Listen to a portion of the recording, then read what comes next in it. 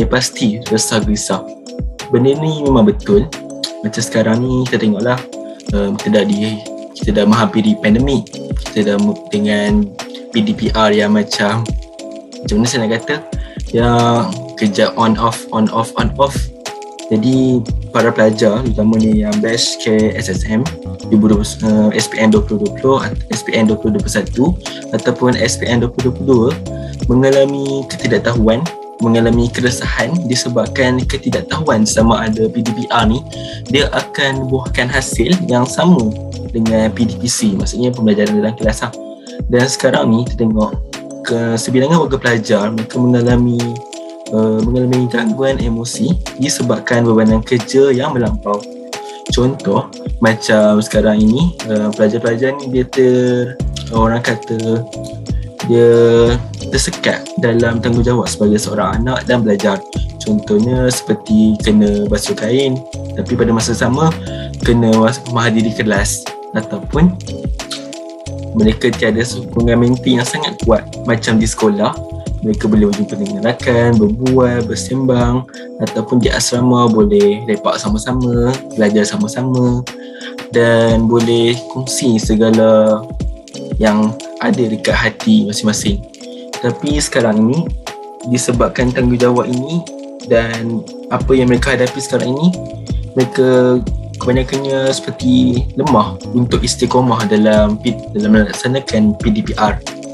Okey, tapi walaupun begitu, saya datangkan beberapa solusi yang mungkin dapat mengurangkan keresahan kita sebagai seorang pelajar.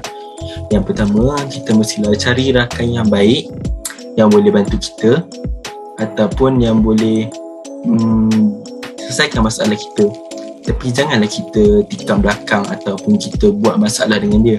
Tak elok kalau begitu. Ataupun kita sentiasa bergaul dengan rakan-rakan yang baik. Mungkin diri kita akan jadi lagi baik atau lagi bagus pada masa yang akan datang. Yang kedua, kita boleh berkongsi masalah kita dengan guru-guru yang kita 100% kita percayai. Elakkanlah daripada kita berkongsi dengan guru yang kita rasa macam baik tapi tiba-tiba terdengar pula cerita di dalam bilik guru. Kurang eloklah kalau begitu. Dan yang ketiga, kita boleh berbincang dengan kita punya parents sama ada kita nak buat tanggungjawab kita sebagai seorang anak itu pada pukul berapa, waktu berapa. Contoh kalau macam kita waktu pagi sebelum PDPR kita basuh kain, waktu tengah hari kita rehat PDPR kan, kita boleh pula kita boleh pula jemur kain sebab waktu panas kan.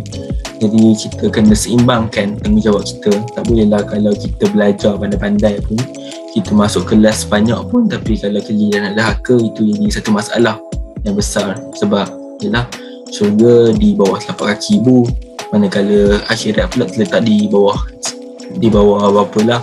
Sebab tanggungjawab parents tu memang penting lah, macam mana disyariatkan dalam Islam.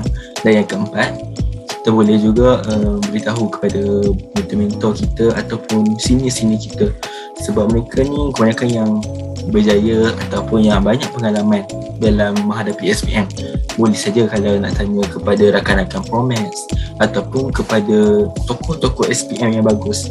Macam saya, dulu saya pun ada tanya pada sekolah, walaupun saya sekolah SMK, saya ada tanya juga kepada pelajar-pelajar, pada akak yang duduk di Kolej Tuku Syah, macam mana saya nak berjaya macam akak, nak dapatkan straight A macam akak ataupun nak dapat straight A plus macam akak.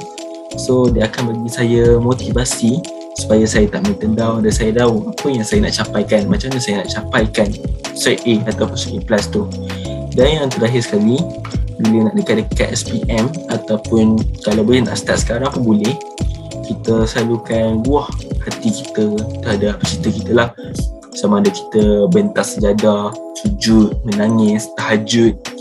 Sebab benda tu dia akan bagi satu refleksi diri supaya kita sentiasa mengingati bahawa nak dapat kejayaan mesti ingat Tuhan. Nak dapat, kalau jatuh ingat Tuhan, kalau bangkit pun ingat Tuhan, kalau berjaya pun ingat Tuhan. Jadi seperti kita kena tahu juga dalam surah Al-Baqarah, Allah ada berfirman, la yukallifullahu nafsan illa wus'aha. Maksud dia, Allah takkan memberati seseorang, Allah takkan uji seseorang itu yang sampai benda tu tak terdaya untuk ditanggung oleh pelajar ke siapa-siapa. Jadi setiap masalah ni memang Allah dah bagi penyelesaian, sama ada kita nak tawakal ataupun kita nak cari cara kita nak selesaikan masalah tu. Itu saja daripada saya. Saya harap anda semua boleh dapat yang terbaik, boleh banggakan mak bapak anda dan juga boleh menjadi pelajar yang bagus dunia dan akhirat. Itu saja daripada saya. Sekian, terima kasih.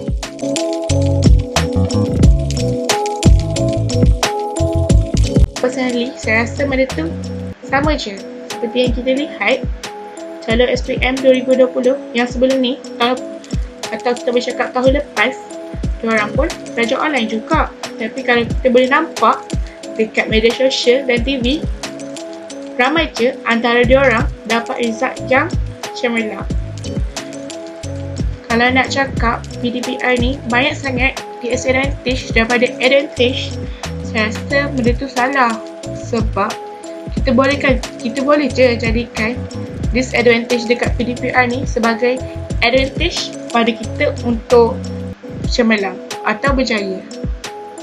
So bagi saya, kalau ada orang cakap yang PDPR ni adalah salah satu penghalang untuk berjaya, saya rasa orang tu silap.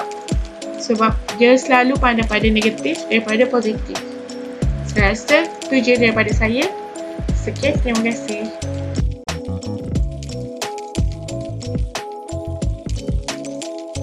Pada pandangan saya, murid-murid perlulah mempunyai disiplin yang tinggi untuk menjalani PDPR, seperti mengikuti jadual waktu pembelajaran yang telah diberikan oleh guru. Murid-murid juga perlulah membuat persediaan sebelum kelas bermula. Contohnya, bangun awal 30 minit sambil mengambil sarapan pagi sebelum kelas bermula. Kita perlulah niat belajar kerana Allah Ta'ala dan jangan lupa untuk bertanya jika tidak faham. Murid-murid diingatkan perlu menyiapkan segala kerja rumah yang telah diberikan. Jangan bertangguh kerja kerana akan membuatkan diri kita akan sentiasa malas dan tidak bersemangat dalam menjalani PDPR. Kita juga perlu kurang-kurangkan penggunaan sosial media seperti Facebook, TikTok dan sebagainya. Sekiranya pembelajaran melalui WhatsApp atau Google Meet, tidak mengapa, teruskan sehingga kelas bertamat. Bagi murid-murid untuk mendapatkan PDPR yang lebih berkesan, kita perlulah menyiapkan tempat belajar yang lebih selesa atau kondusif, seperti mendapatkan pengudaraan yang baik serta pencahayaan yang sesuai bagi mengelakkan diri kita berasa tidak mengantuk di dalam kelas. Murid-murid juga perlulah sentiasa fokus dalam kelas dan jangan lupa amalkan pemakanan sihat bagi menjaga tubuh badan kita daripada sakit, contohnya sakit kepala, demam dan sebagainya. Murid-murid diingatkan jangan lupa amalkan air kosong dengan banyak agar otak kita dan badan kita sentiasa fresh. Itu sahaja yang dapat saya kongsikan berdasarkan pendapat saya. Okay? Terima kasih.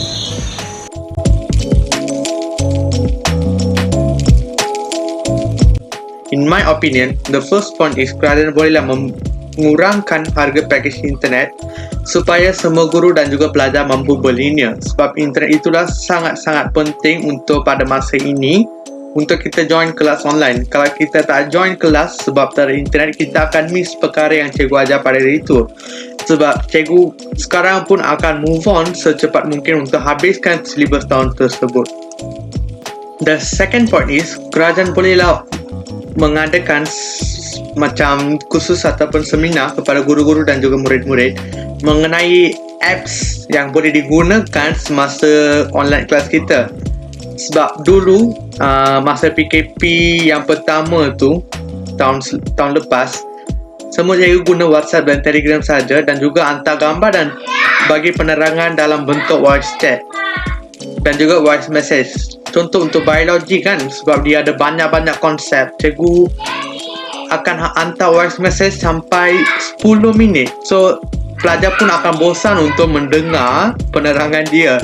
So cikgu bolehlah menggunakan apps yang canggih sebab ni kan zaman teknologi. So ada banyak-banyak apps yang boleh digunakan. Contohnya Jamboard, Google Spreadsheet dan juga Telegram kan dah update, dah boleh share screen, dah buka kamera semua tu kan.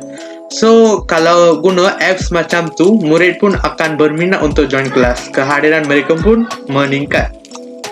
Okay, the last point is kerajaan bolehlah memberi anugerah kepada guru-guru dan juga murid-murid.